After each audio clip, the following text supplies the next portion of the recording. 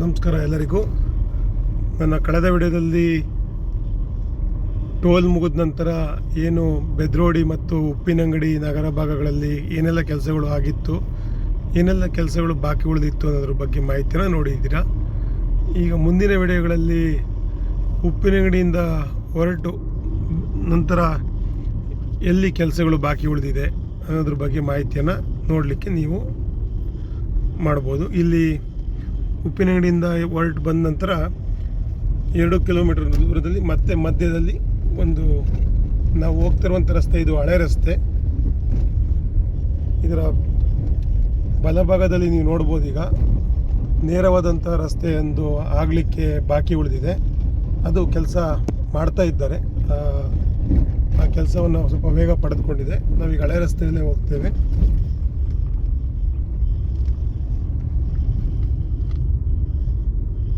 ಅದು ಕಳೆದ ವರ್ಷ ಮಳೆಗಾಲ ಮುಗಿಯುವ ಮುಂಚೆನೇ ಮುಗಿಯುತ್ತೆ ಅನ್ನುವ ಸಮಯದಲ್ಲಿ ಲಾಸ್ಟ್ ಮೂಮೆಂಟ್ನಲ್ಲಿ, ಅಂದರೆ ಮೇ ತಿಂಗಳಲ್ಲೇ ಅತಿ ವೇಗವಾದ ಮಳೆ ಬಂದ ಕಾರಣ ಆ ಕೆಲಸ ಹಾಗೇ ಉಳಿದುಕೊಳ್ತು. ಆ ಕಾರಣಕ್ಕೆ ನಾವು ಇನ್ನೂ ಕೂಡ ಈ ಹಳೆಯ ರಸ್ತೆಯಲ್ಲಿ ತಿರುಗ್ತಾ ಇದ್ದೇವೆ. ಈ ವರ್ಷ ನಾವು ಅಂದರೆ 2025 ಮುಗಿಯುವ ಒಳಗೇನೆ ಆ ರಸ್ತೆ ನಮಗೆ ಒಂದು ಓಡಾಡಲಿಕ್ಕೆ ಸಿಗ್ತದೆ ಅನ್ನೋದನ್ನು ನಾವು ಅಂದಾಜು ಮಾಡಿದ್ದೇವೆ.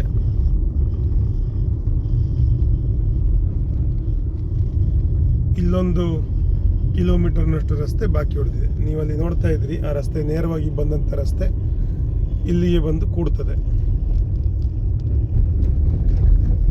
ಇಲ್ಲಿ ಏನು ಸ್ವಲ್ಪ ಬಾಕಿ ಉಳಿದಿದೆ ಕೆಲಸ, ಆ ಕೆಲಸ ಒಂದು ಆಗಬೇಕಾಗಿದೆ.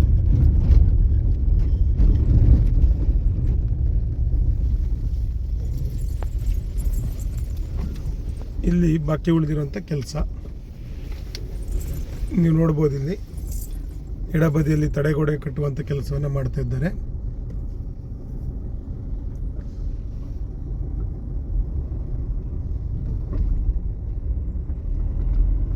ಮತ್ತು ನೇರವಾದಂಥ ರಸ್ತೆ ಬಂದು ಈ ಜಾಗಕ್ಕೆ ಕೂಡ್ತದೆ. ಇಲ್ಲೊಂದು ಕಿಲೋಮೀಟರ್ನಷ್ಟು ರಸ್ತೆ, ಅಂದರೆ ನೇರವಾದ ರಸ್ತೆ ಇದು ಮತ್ತು ಆ ಕೆಲಸ ಎರಡೂ ಮುಗಿದಲ್ಲಿ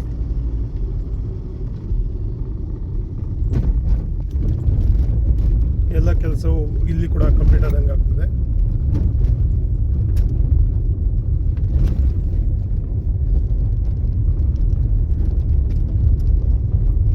ಹಳೆಯ ರಸ್ತೆ ನೀವು ನೋಡ್ಬೋದಲ್ಲಿ, ಅದನ್ನು ನೇರವಾಗಿ ಇಲ್ಲಿ ಈಗ ಮಾಡಿರುವಂಥದ್ದು.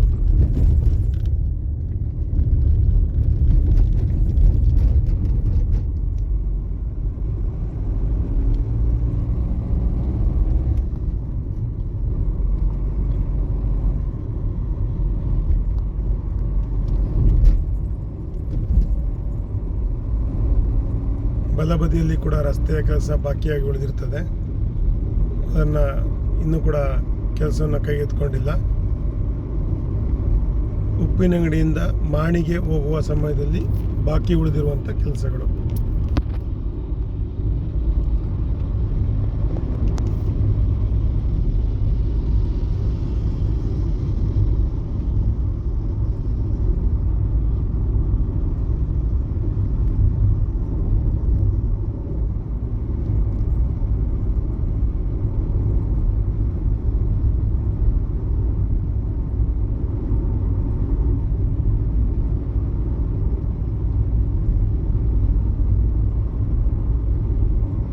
ಉಪ್ಪಿನಂಗಡಿಯಿಂದ ಮಾಣಿಗೆ ಹೋಗುವ ಸಮಯದಲ್ಲಿ ಹಿಂದೆ ನೀವು ನೋಡಿದ್ರಿ ಎಷ್ಟೆಲ್ಲ ಬಾಕಿ ಕೆಲಸ ಉಳಿದಿದೆ ಅಂತ.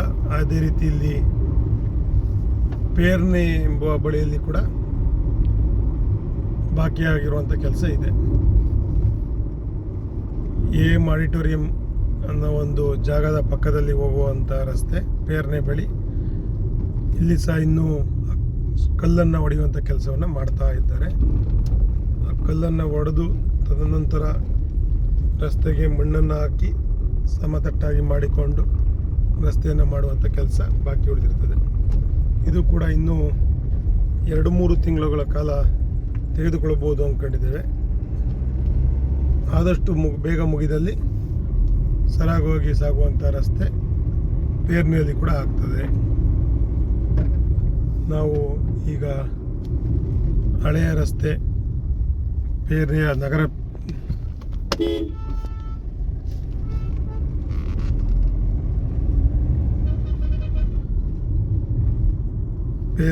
ಹಳೆಯ ರಸ್ತೆ ನಗರ ಭಾಗದಲ್ಲಿ ಹೋಗ್ತಿದ್ದೇವೆ. ಅಲ್ಲಿ ನೇರವಾದ ರಸ್ತೆಯಲ್ಲಿ ನಾವು ಮುಂದಿನ ದಿನಗಳಿಗೆ ಹೋಗುವಾಗ ಈ ನಗರದ ಭಾಗಕ್ಕೆ ನಾವು ಬರುವಂಥ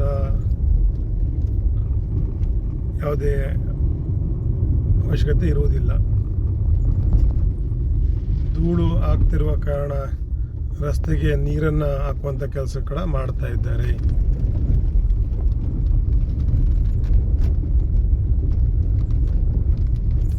ಇಲ್ಲಿಯವರೆಗೆ ನಮಗೆ ರಸ್ತೆ ಕೆಲಸ ಬಾಕಿಯಾಗಿ ಉಳಿದಿರ್ತದೆ. ನೀವೀಗ ನೋಡ್ಬೋದು, ಇಲ್ಲಿಂದ ರಸ್ತೆಯ ಅಡ್ಡಪಟ್ಟಿಗಳನ್ನು ಕೂಡ ಬೆಳೆದಿರುವಂಥದ್ದು, ಸಿಗ್ನಲ್ಗಳನ್ನು ಕೊಟ್ಟಿರುವಂಥದ್ದು, ಎಲ್ಲ ಕೆಲಸವು ಮಾಣಿಯ ಕಡೆಗೆ ಎಲ್ಲ ಕೆಲಸಗಳು ಆಗಿರುವಂಥ ಮಾಹಿತಿಯನ್ನು ಕೊಟ್ಟಿದ್ದಾರೆ. ನಾವೀಗ ವೇಗವಾಗಿ ಮಂಗಳೂರು ಕಡೆಗೆ ತೆರಳಬಹುದಾಗಿದೆ. ಮಾಣಿಯ ಫ್ಲೈಓವರ್ ಮುಗಿಯುವವರೆಗೂ ಈ ಕೆಲಸ ಎಷ್ಟೆಲ್ಲ ಆಗಿದೆ ಅನ್ನೋದ್ರ ಬಗ್ಗೆ ಮಾಹಿತಿಯನ್ನು ಈ ವಿಡಿಯೋದಲ್ಲಿ ನಿಮಗೆ ತೋರಿಸ್ತೇನೆ.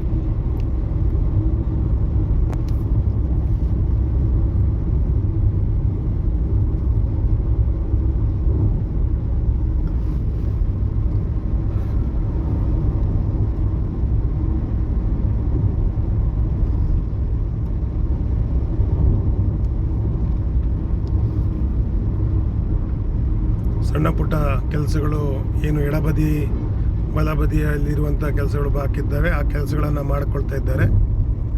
ಅದೇ ರೀತಿ ಇಲ್ಲಿ ಎಲ್ಲ ರೀತಿಯಾದಂತಹ ರಸ್ತೆಗೆ ಬೇಕಾಗಿರುವಂಥ ಅಡ್ಡಪಟ್ಟಿಗಳು, ಸಣ್ಣ ಎಡಭಾಗದಲ್ಲಿ ಬೆಳೆದಿರುವಂಥ ಪಟ್ಟಿಗಳು, ಎಲ್ಲ ಕೆಲಸಗಳು ಕೂಡ ಮುಗಿದಿರ್ತದೆ. ನಾವು ವೇಗವಾಗಿ ಸರಾಗವಾಗಿ ಸಾಗುವಂತಹ ರಸ್ತೆ ಪೇರ್ನೆಯಿಂದ BC ರೋಡ್ನವರೆಗೂ ಕೂಡ ಕಂಪ್ಲೀಟ್ ಆಗಿರ್ತದೆ. ಅದು ಮಾಣಿ ನಗರ ಭಾಗದಲ್ಲಿ ಕೂಡ ಇರ್ಬೋದು, ಕಲ್ಲಡ್ಕ ನಗರ ಭಾಗದಲ್ಲಿ ಕೂಡ ಇರ್ಬೋದು, ಮೆಲ್ಕರಲ್ಲಿ ಕೂಡ ಇರ್ಬೋದು, ಆಣೆಮಂಗಳೂರಲ್ಲಿ ಕೂಡ ಇರ್ಬೋದು. ಇವು ಎಲ್ಲ ಕಡೆಗಳಲ್ಲೂ ಕೂಡ ನಾವು ಸರಾಗವಾಗಿ ಸಾಗುವಂಥ ಒಂದು ರಸ್ತೆ ರೆಡಿಯಾಗಿರ್ತದೆ. ನಮಗೆ ಬಾಕಿ ಉಳಿದಿರುವಂಥ ಕೆಲಸಗಳು ಉಪ್ಪಿನಂಗಡಿಯಿಂದ ಪೇರ್ನೆವರೆಗೆ ಬರುವಂಥ ಸಮಯದಲ್ಲಿ ಮತ್ತು ಉಪ್ಪಿನಂಗಡಿಯಿಂದ ನೆಲ್ಯಾಡಿಗೆ ಹೋಗುವ ಸಮಯದಲ್ಲಿ ಸ್ವಲ್ಪ ಕೆಲಸಗಳು ಬಾಕಿ ಉಳಿದಿರ್ತದೆ ಮತ್ತು ನೆಲ್ಯಾಡಿ ನಗರ ಭಾಗದಲ್ಲಿ ಉಳಿದಿರುವಂಥ ಕೆಲಸಗಳು ಬಾಕಿ ಉಳಿದಿರ್ತದೆ. ಅದನ್ನು ಹೊರತುಪಡಿಸಿದರೆ 90% ಭಾಗದ ಕೆಲಸ ಅಂತಲೇ ಹೇಳ್ಬೋದು. 90% ಭಾಗದ ಕೆಲಸಗಳು ಮುಗಿದಿರ್ತದೆ. ಆ ಕಾರಣಕ್ಕೆ ನಾವು ಸರಾಗವಾಗಿ ಸಾಗುವಂಥ ಒಂದು ರಸ್ತೆಗಳು ನಮಗೆ ಲಭಿಸಿರುತ್ತದೆ ಅಂತಲೇ ಹೇಳ್ಬೋದು.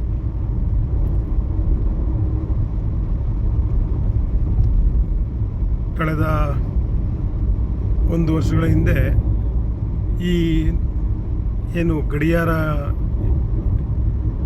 ಅಂತ ಏನಿದೆ, ಗಡಿಯಾರ ನಗರ ಭಾಗ ಏನಿದೆ, ಇಲ್ಲಿ ನಾವು ಬಲಭಾಗದಲ್ಲಿ ಏನು ನಿಮಗೆ ಕಾಣಿಸ್ತಿದೆ ಆ ರಸ್ತೆ ಒಂದು ರಸ್ತೆ ಇತ್ತು. ಈ ಎಡಭಾಗಕ್ಕೆ ನಮಗೆ ಒಂದು ಅಂಡರ್ಪಾಸ್ ರಸ್ತೆಯನ್ನು ಮಾಡಿಕೊಟ್ಟಿದ್ದಾರೆ. ಅಂಡರ್ಪಾಸ್ ರಸ್ತೆ ಆಗಿರುವ ಕಾರಣ ನಾವು ಸರಾಗವಾಗಿ ಈ ಗಡಿಯಾರ ನಗರ ಈ ಭಾಗದಲ್ಲಿ ಸರಾಗವಾಗಿ ಸಾಗ್ತಾ ಇದ್ದೇವೆ. ಎರಡೂ ಬದಿಯಲ್ಲಿ ಸರ್ವಿಸ್ ರಸ್ತೆಗಳು ಕೂಡ ಕೆಲಸ ಆಗ್ತಾ ಇದೆ. ಮಧ್ಯದಲ್ಲಿ ತಡೆಗೋಡೆ ಕಟ್ಟುವಂಥ ಕೆಲಸ ಕೂಡ ನಡೀತಾ ಇದೆ. ಡಿವೈಡರ್ ತಡೆಗೋಡೆಯನ್ನು ಕಟ್ಟುವಂಥ ಕೆಲಸಗಳು ಕೂಡ ಆಗ್ತಾ ಇದೆ. ಅದು ಕೂಡ ಮುಗಿಲಿಕ್ಕೆ ಬಂದಿದೆ.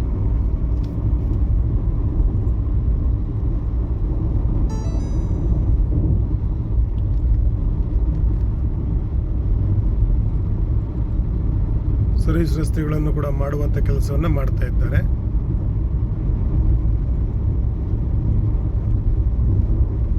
ಮುಖ್ಯವಾಗಿ ನಮಗೆ ತುಂಬ ಅನಾನುಕೂಲವಾಗ್ತಿದ್ದಂಥದ್ದು ಅಂದರೆ ಅದು ಮಾಣಿ ನಗರ ಪ್ರದೇಶದಲ್ಲಿ ಅತಿ ಉದ್ದವಾದ ಫ್ಲೈಓವರ್ ಕೆಲಸ ಅದೊಂದು ಬಾಕಿಯಾಗಿ ಉಳಿದಿದ್ದ ಕಾರಣ ತುಂಬ ದಿನಗಳು ತೊಂದರೆಗಳನ್ನು ಅನುಭವಿಸಿದ್ದೇವೆ.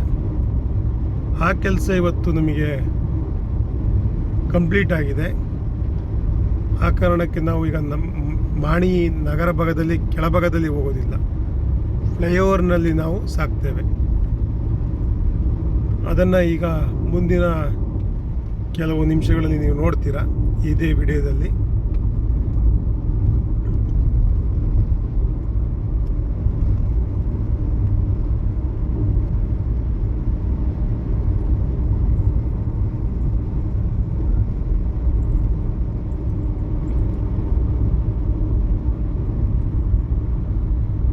ನಾವಿನ್ನೇನೀಗ ಮಾಣಿಯ ಫ್ಲೈಓವರ್ನ ಹತ್ತಿರಕ್ಕೆ ಬಂದಿದ್ದೇವೆ. ಮಾಣಿಯ ಫ್ಲೈಓವರ್ಗೆ ಹೋಗಲಿಕ್ಕೆ ಅಂಥೇಳಿ.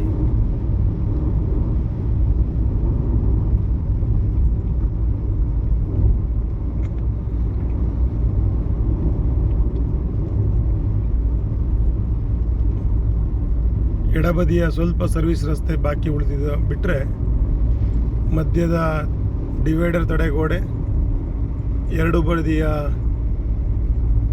ತಡೆಗೋಡೆಗಳು ಮತ್ತು ಏನು ಲೈಟ್ ಕಂಬಗಳು ಕೂಡ ಹಾಕಿ ಮುಗಿಸಿರುವಂಥದ್ದು ಕೆಲಸ ಆಗಿದೆ. ನೀವು ಇಲ್ಲಿ ನೋಡ್ಬೋದು. ಈಗ ನಾವು ಇದು ಹೋಗ್ತಿರುವಂಥದ್ದು ಮಾಣಿ ಫ್ಲೈಓವರ್ ಮೇಲೆ ಹೋಗ್ತಾ ಇದ್ದೇವೆ.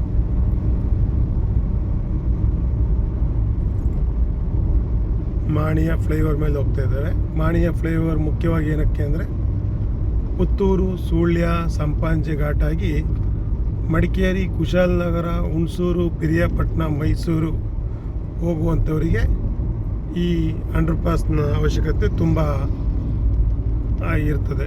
ಆ ಕಾರಣಕ್ಕೆ ಈ ಒಂದು ಮಾಣಿಯ ಫ್ಲೈಓವರ್ ತುಂಬ ಅವಶ್ಯಕತೆ.